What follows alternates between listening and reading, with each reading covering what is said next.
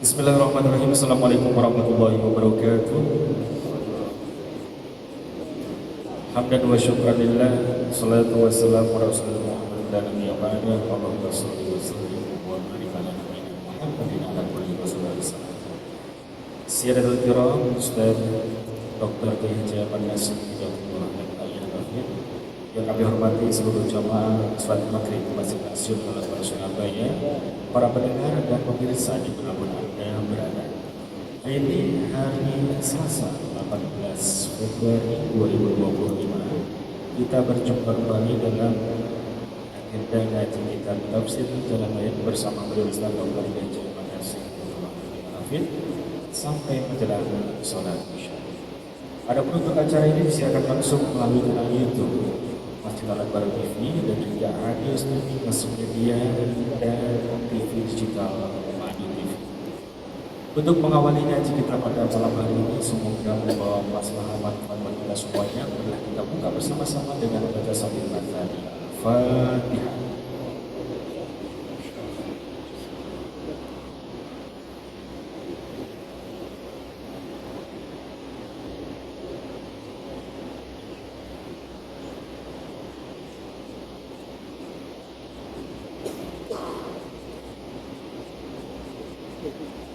Kepada beliau Ustaz Dr. Kiai Haji Ahmad Nasir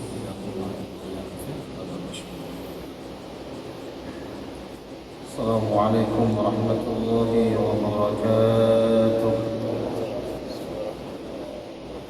Bismillahirrahmanirrahim.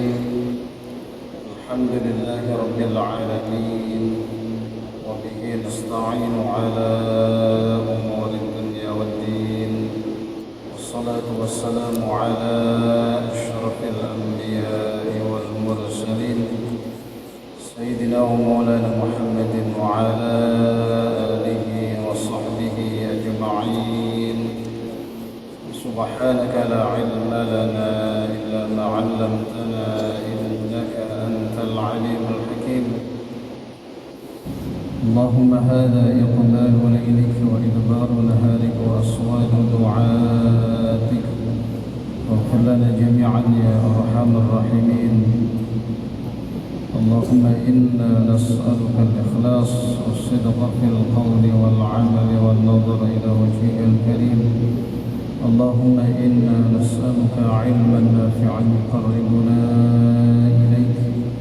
اللهم ارزقنا فهم النبيين وحفظ المرسلين وإلهام الملائكة المقربين برحمتك يا أرحم الراحمين.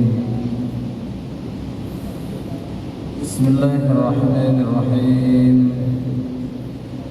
الفاتحة إلى حضرة الحبيب المصطفى والرسول المجتبى والنبي المرتضى نور الهدى شمس الضحى بدر الدجى سيد السادات سيدنا المصطفى رسول الله محمد صلى الله عليه وآله وسلم، ثم إلى أرواح جميع أولاده وأزواجه وإخوانه من الأنبياء والمرسلين والصحابة والتابعين والشهداء والعلماء والمصنفين، وإلى حضرة جميع الملائكة المقربين والأولياء والصالحين والقربين، وإلى حضرة جميع المسلمين والمسلمات والمؤمنين والمؤمنات الأحياء منهم والأموات.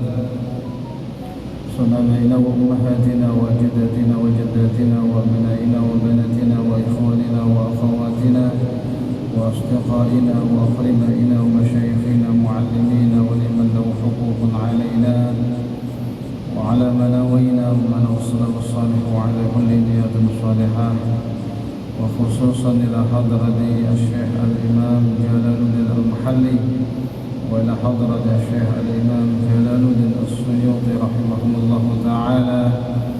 الفاتحة. أعوذ بالله من الشيطان الرجيم. بسم الله الرحمن الرحيم. الحمد لله رب العالمين الرحمن الرحيم مالك يوم الدين. إياك نعبد وإياك نستعين اهدنا الصراط المستقيم صراط الذين أنعمت عليهم غير المغضوب عليهم ولا الضالين. آمين. Bismillahirrahmanirrahim. Kita lanjutkan ngaji kitab tafsir Al-Jalalain, yaitu surat Al-Kahfi. Surat Al-Kahfi ayat 9 dan seterusnya. Kita baca dulu ya.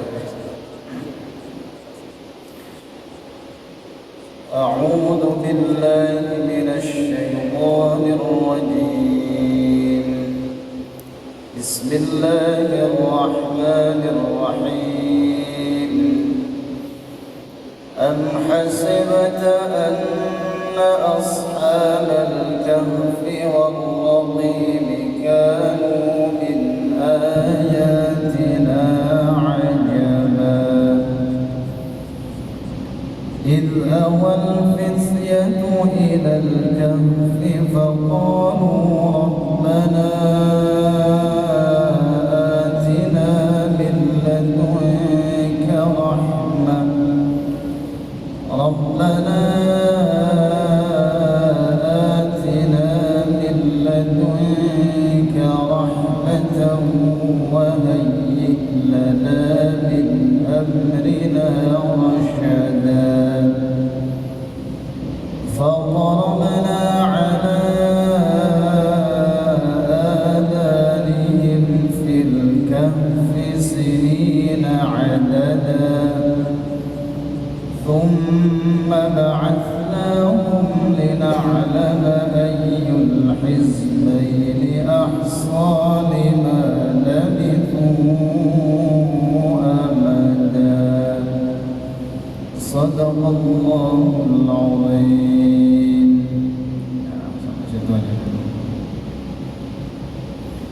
بسم الله الرحمن الرحيم. قال المؤلف رحمه الله تعالى ونفعنا به وبعلومه ومدنا بأسراره في الدارين آمين. بسم الله الرحمن الرحيم.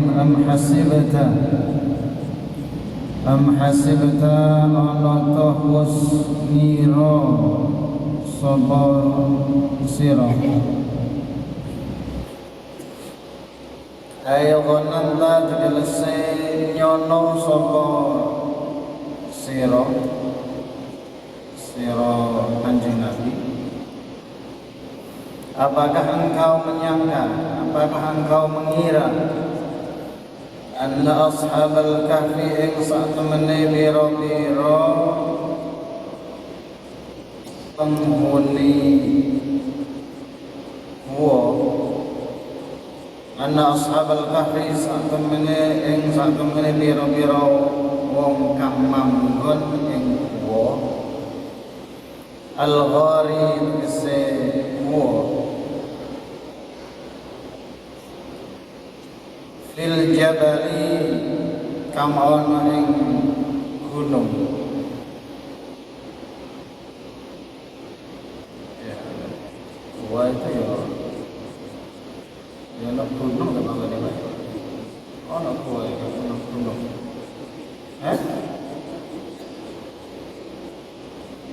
Ya. Beberapa bahasa atau ahli bahasa itu membedakan antara al-kahf dan al-ghar. Kalau al-kahf itu umumnya khuwayam atau ya khuway itu kan lubang yang ada di gunung atau di lereng gunung atau kalau relatif luas itu biasanya dipakai dengan kahf, al-kahf. Tapi kalau tidak terlalu luas itu biasanya ghar. Maka kalau kita ke Mekah itu kan ada banyak gua-gua. Tapi seringkali di sana itu dirasakan dengan istilah ghar. Ghar Hira, Gua Hira, Ghor Thur, apa? Gua Thur. Karena memang tidak besar, tidak seperti gua yang ada di Indonesia. Kalau gua di Indonesia ini kan guanya gede-gede, besar-besar. Ada gua yang mungkin dalamnya bisa sampai berkilo-kilo. Di kampung saya itu ada gua, saking dianggap besar, maka guanya itu namanya Gua Akbar, sama dengan masjid. Jangan pernah tahu Gua Akbar. Di bawahnya Pasar Ugat. Itu bawahnya pasar.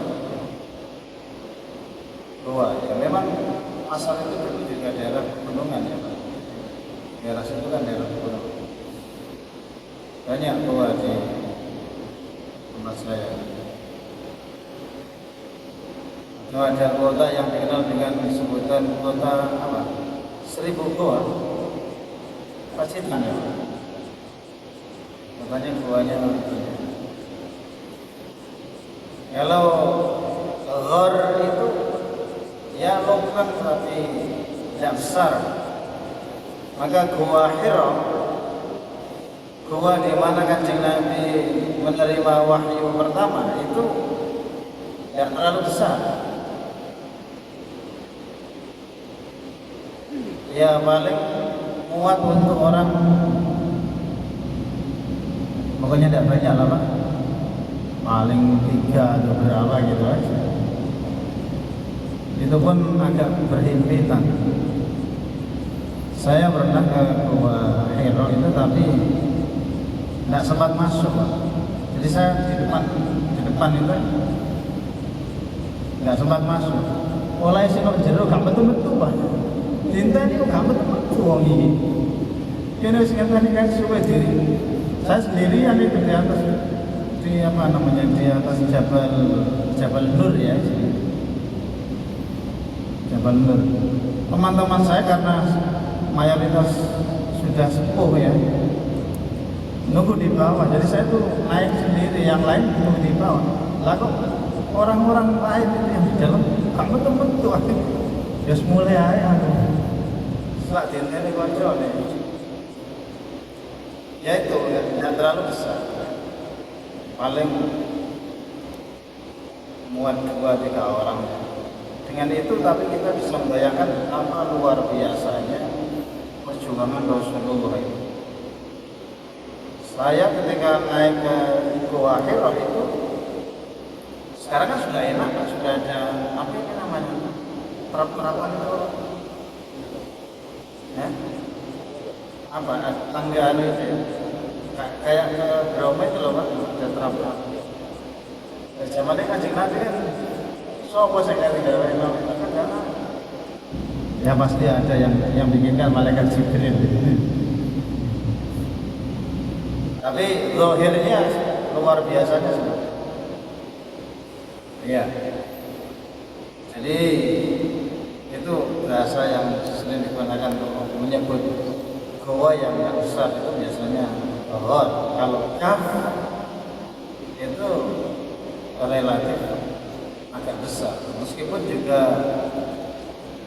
ya tidak besar-besar juga sebenarnya. Ya, Bismillahirrahmanirrahim. Warraqimi lan raqim. Ya raqim gitu aja Pak, karena ini raqim ini artinya nanti macam-macam. Warraqimi lan raqim. Ini kalau menurut Imam Jalaluddin Al-Mahalli yang ngarang atau yang nyusun Tafsir Al-Jalalain ini dimaknai al-lawhi, tegese al-lawhi papan atau lempengan.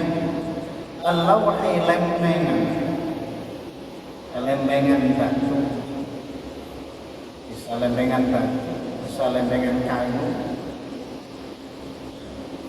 Al-maktub ikang den tulis, al-maktub ikang den tulis fihi ing dalam al-law apa asma'uhum biro-biro jenenge ashabul kahf wa ansabuhum lan biro-biro nasabe ashabul kahf. Wa qad su'ila lan teman-teman wis ditakoni, wa qad su'ila lan teman-teman wis ditakoni sapa Kanjeng Nabi sallallahu alaihi wasallam an qissatihim saking kisah utawa saking ceritane ashabul kahf. Iku kanu ana sapa ashabul kahf, iku kanu ana sapa ashabul kahf iki kisah ing dalem kisah ashabul kahf min jumlati ayatina halis saking jumlah biro-biro tondo-tondo keagungane kita ingsun Allah. Min jumlati ayatina halis saking jumlah biro-biro tondo keagungane ingsun Allah. Ana iku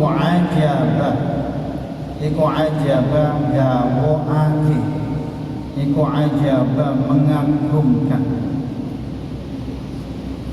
Kalimat ajab itu khabaru kana, itu khabaru kana, jadi khabare kalimat kana itu tadi ada kalimat kanu tadi. Wa malan utawi kalimat qablahu kang ana ing dalam sadurunge ajaba iku halun dadi hal, iku halun dadi hal.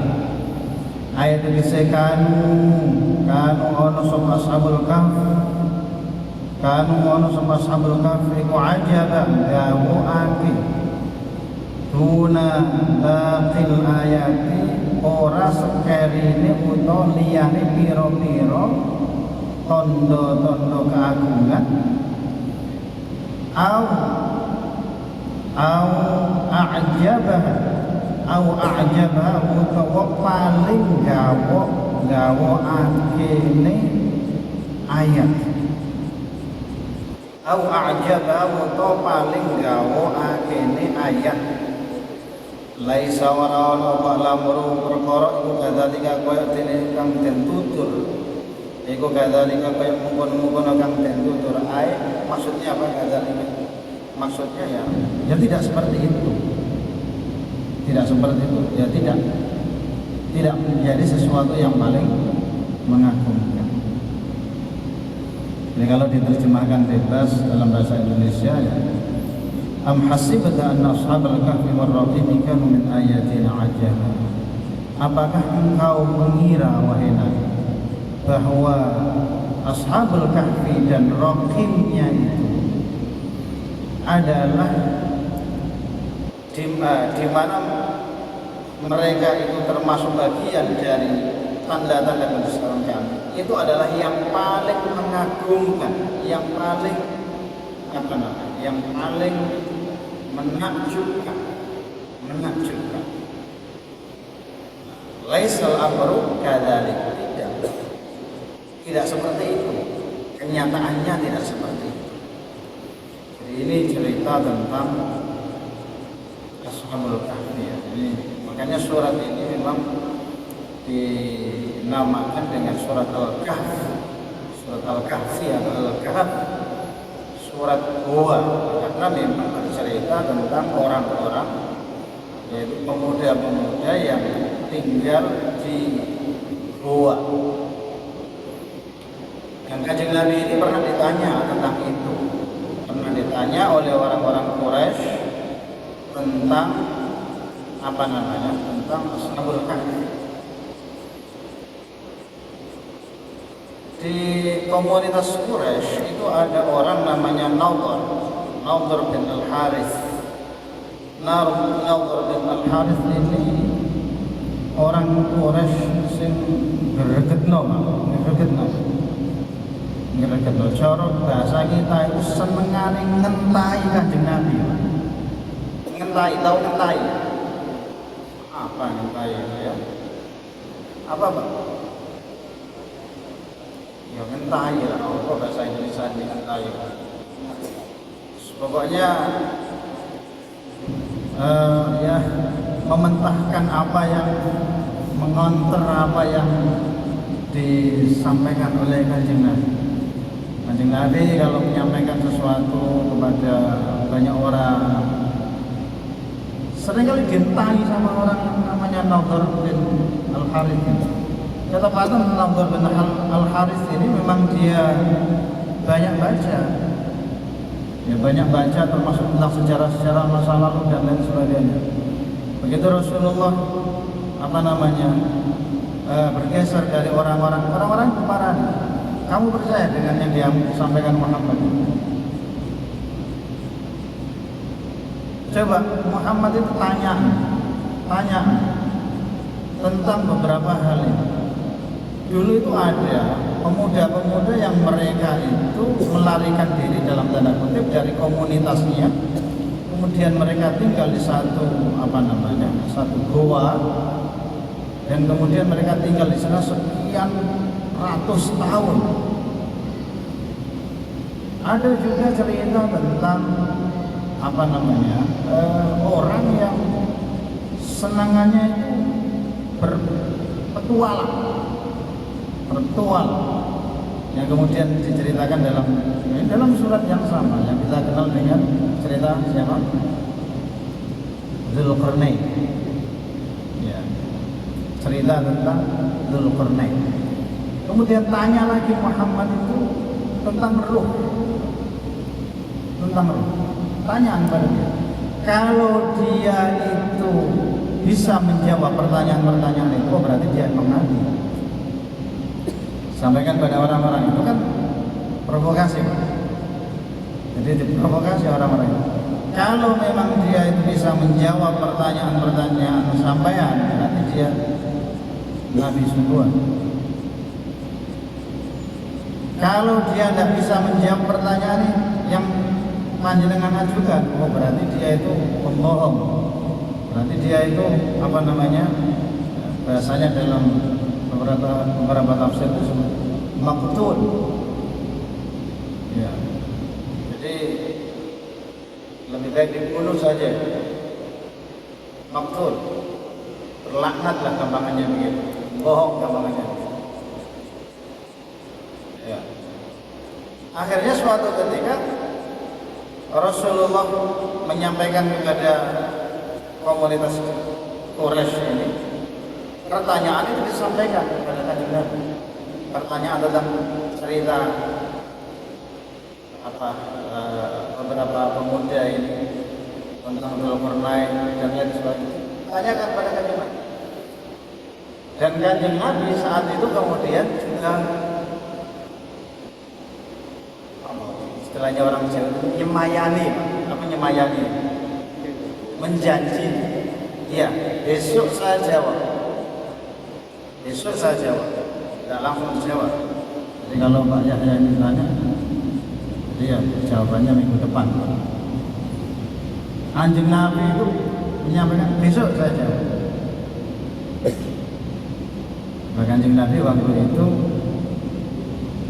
beliau dibikin lupa oleh Allah, yang bahasanya itu seolah-olah memberikan kepastian dan gitu. Terus mana tak jawab,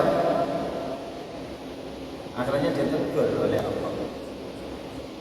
Maka ada ayat wala taqulanna lisyai'in inni fa'ilun dzalika ghadan illa ayyasha Allah. Kanjeng Nabi lupa menyampaikan kalimat insya Allah. Wala taqulanna lisyai'in inni fa'ilun dzalika ghadan illa yasha Allah. Jangan sekali-kali kamu menyampaikan sesuatu, saya akan melakukan itu besok, illa yasha Allah, kecuali Allah menghendaki. Nah, Kanjeng Nabi dibikin lupa oleh Allah, tidak menyampaikan kalimat insya Allah.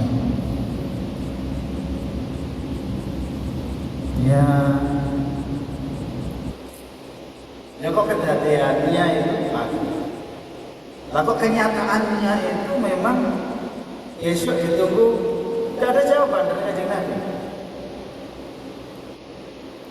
Lusa ditunggu, belum ada jawaban lagi. 5 hari belum ada jawaban, 10 hari belum ada jawaban, 15 hari belum ada jawaban. Coba, ini gak mumet Kanjeng Nabi apa? Hah? Insyaallah. Jadi Kanjeng Nabi itu meskipun seorang Rasul, seorang Nabi, manusia pilihan Allah, paling dicintai Allah, tidak kemudian bat-bat Allah karepe kemudian langsung diijabah oleh Allah gitu ya. Itu Kanjeng Nabi. Kok mana kanjeng-kanjeng yang lain?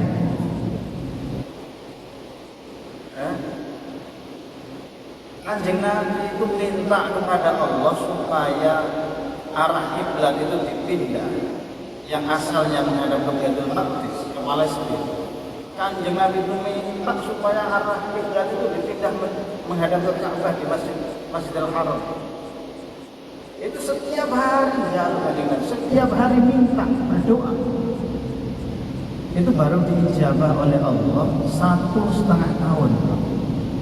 Dalam beberapa tafsir ada yang menyebut 16 bulan, 17 bulan. Yang gampangannya 1,5 tahun. Maka turun ayat 144 surat Al-Baqarah itu. Dan turunnya di bulan ini. Bulan apa ini? Sya'ban. Qad nara taqalluba wajhika bis sama' falanuwalliyannaka qiblatan tardaha fawalli wajhaka syatral masjidil haram. Itu menunggu menunggu 1,5 tahun. Ini juga di Kanjeng Nabi sudah janji, sudah ditunggu sama umatnya. Janjinya 1 hari, ternyata sampai 15 hari belum turun wahyu. Gak bingung gimana? Insyaallah. Ya untungnya akhirnya kemudian Allah menurunkan wahyu, menyampaikan am hasibta anna ashabal kahfi warraqimi kanu min ayatina ajaba. Jadi ini cerita ini cukup panjang, Pak. Mulai dari sekitar mulai ayat ini, ayat 9 sampai sekitar ayat 26. Bercerita tentang Ashabul Kahfi. Di depan itu agak ya, yang tadi kita baca itu ayat-ayat yang kita baca sampai ayat berapa tadi itu yang belum sempat kita maknai tadi. Ya. Ayat berapa tadi? 12 ya. Itu masih global sih, ceritanya masih umum. Kemudian setelah itu lebih detail lagi ceritanya. Ya. Allah sampaikan, apakah kamu mengira bahwa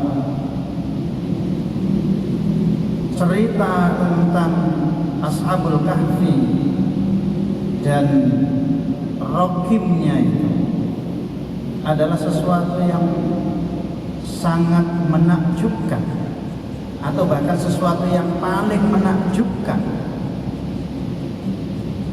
Laisal amru kadza. Tidak.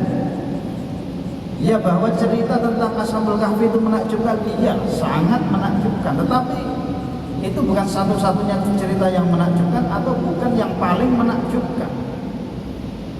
Maka para ahli tafsir itu memberikan penjelasan macam-macam. Ada yang menyebut, kalau kita kemarin membaca ayat sebelum ayat ini, di mana Allah menyampaikan inna ja'alna ma'alal ardi zinatan laha linabluwahum ayyuhum ahsanu amala. Kami jadikan apapun yang ada di muka bumi ini sebagai perhiasan, maka sesungguhnya itu jauh lebih menakjubkan. Ada yang menyebut itu jauh lebih menakjubkan. Bagaimana Allah menciptakan bumi seisinya jauh lebih menakjubkan.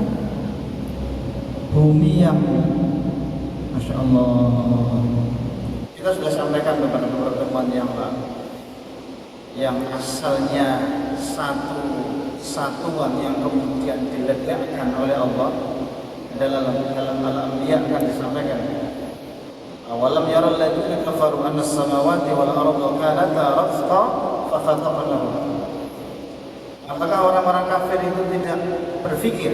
Apakah orang-orang kafir itu tidak mengangan-angan bahwa sesungguhnya langit dan bumi itu dulunya adalah satu kesatuan, yang kemudian saking panasnya suhu itu dan meledak menjadi sekian banyak, termasuk salah satu dari sekian banyak miliaran ledakan itu ya bumi itu, dan salah satunya ada panjenengan, itu kan? Di bumi itu kan salah satunya ada panjenengan.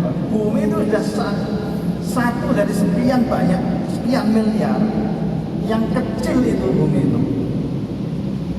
Dan kemudian ada kita di situ, sehingga remet apa nih? Oh, nak mana sih lebih cilik semut coba, yang semuanya itu digaransi oleh Allah rezekinya coba. Wa ma min dabbatin fil ardi illa 'ala Allahi rizquha wa ya'lamu mustaqarraha wa mustawda'aha. Maka fenomena alam yang sedemikian jauh lebih menakjubkan itu kalau dipikir. Jauh, kalau hanya sekedar cerita Ashabul Kahfi itu ya kalah. Maka ada ahli tafsir yang menyebut seperti itu. Ada lagi yang kemudian memberikan penjelasan. Oh, cerita tentang Isra Mi'raj ini jauh lebih menakjubkan. Bagaimana kemudian kamu mampu menembus, Masya Allah, gugusan langit dan peristiwa yang lepas dari hukum alam, peristiwa yang lepas dari hukum ruang dan waktu, nggak bisa dinalar, nggak bisa dinalar. Makanya Allah menggunakan kalimat subhanalladzi asra bi'abdihi lailan minal masjidil haram ilal masjidil aqsa. Sudah. Jadi merespon peristiwa Isra Mi'raj itu tidak ada lain selain kita mengimani. Terserah bahwa kita akan melogikakan begini-begitu dengan teori ini, teori itu, dan lain sebagainya. Belum tentu benar. Karena ilmu pengetahuan itu juga relatif. Ilmu itu juga nisbi, Pak. Belum tentu. Sudah, tidak usah banyak-banyak macam-macam. Allah sudah sampaikan, innahu huwas sami'ul basir. Innahu huwas sami'ul basir. Kalau orang dari Mekah ke Palestina, mungkin orang masih bisa menerima. Bagaimana kemudian dari Palestina? Masya Allah. Walaqad ra'ahu nazlatan ukhra 'inda sidratil muntaha. Bagaimana? 'Indaha jannatul ma'wa. Kalau kita ketemu kita sudahlah, iman saja. Angel saya kita ini. Jadi angel ini kalau kan imani, kalau percaya ke angel susah, masalahnya dijelaskan enggak nutut, Pak, enggak nutut. Gitu loh. Susah. Jadi peristiwa itu jauh lebih menakjubkan. Bagaimana kemudian Rasul ditunjukkan di surga, bagaimana Rasul ditunjukkan neraka, dan lain sebagainya. Ada juga kemudian yang memberikan penjelasan, ya, apa namanya? Allah memberikan informasi kepada engkau wahai Nabi tentang hal-hal yang gaib, itu jauh lebih menakjubkan. Bagaimana Rasul bisa mengetahui hal yang orang secara umum tidak tahu? Ya tentu semuanya adalah dengan izin Allah. Bagaimana Rasul bisa berdialog dengan dengan makhluk-makhluk selain manusia? itu luar biasa, jauh lebih menakjubkan. Belum lagi yang lain, penciptaan manusia apa menakjubkannya. Masya Allah, saya kemarin mendengarkan kajiannya Dr. Ahad kemarin. Apa luar biasa tubuh manusia. Dalam tubuh kita itu ada sel itu jumlahnya berapa Pak? Jutaan kata Pak Yai yang dokter kemarin bilang berapa? Lebih dari 70 triliun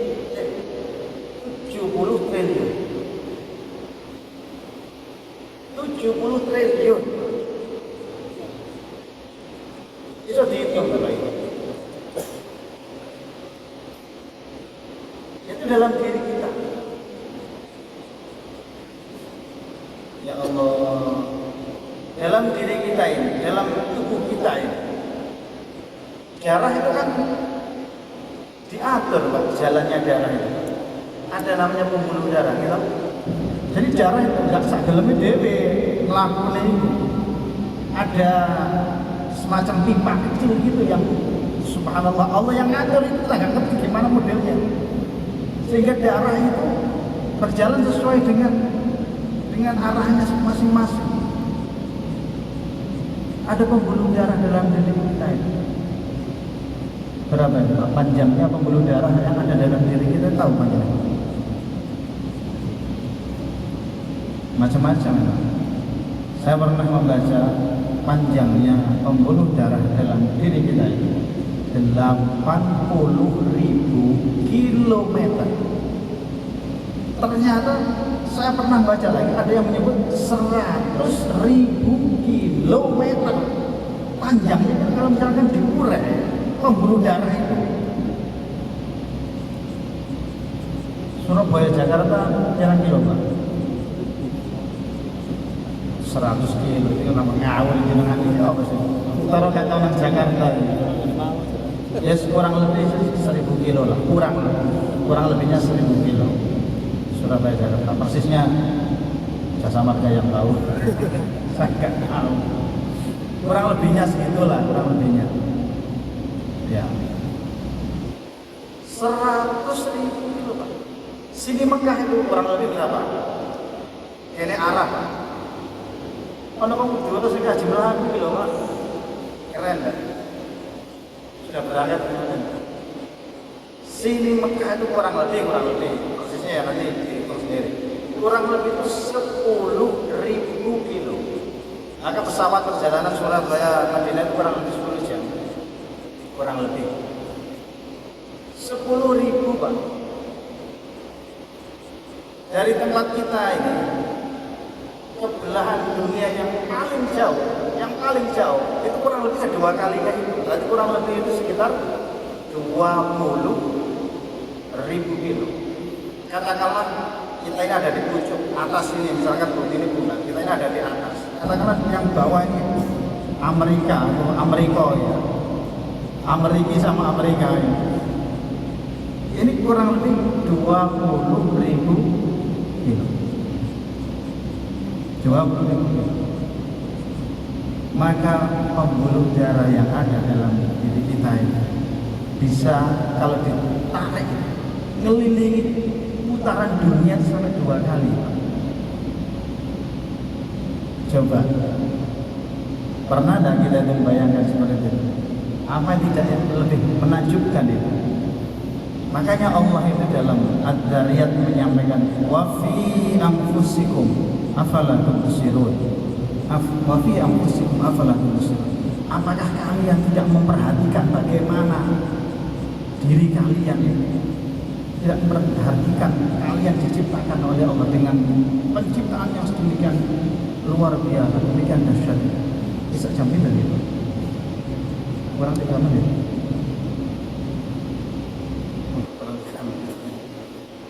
Allah.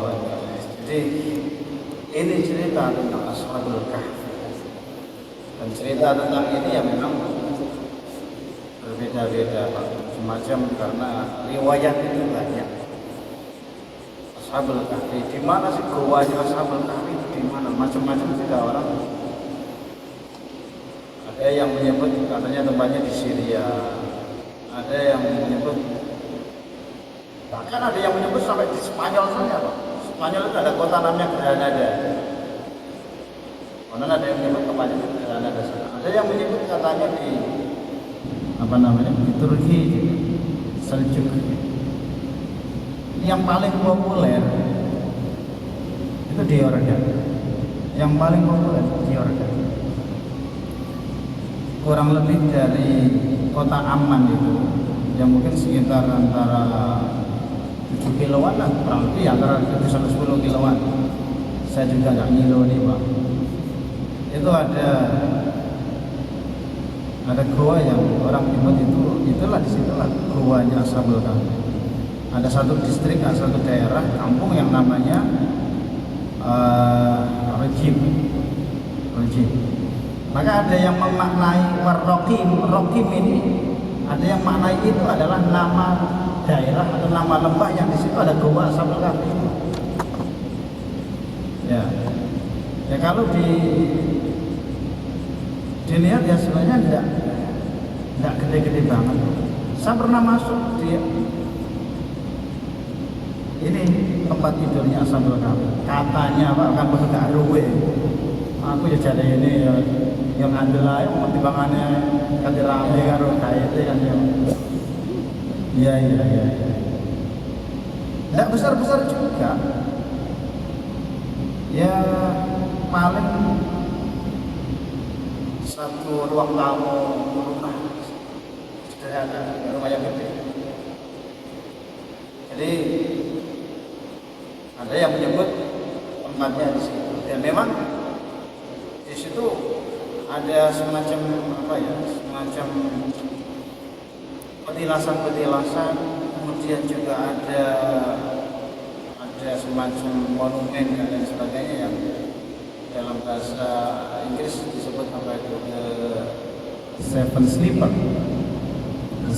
Sleeper Ashabul Kahfi. Ada masjidnya juga itu di Yordan. Yang ini yang paling banyak dikunjungi orang itu di Yordan.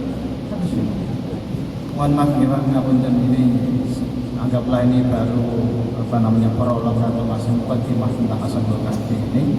Moga-moga menjadi ilmu yang manfaat barokah. Para yang mohon maaf. Moga-moga kita senantiasa mendapatkan keberkahan Al-Quran, hidayah Al-Quran dan syafaatnya Al-Quran.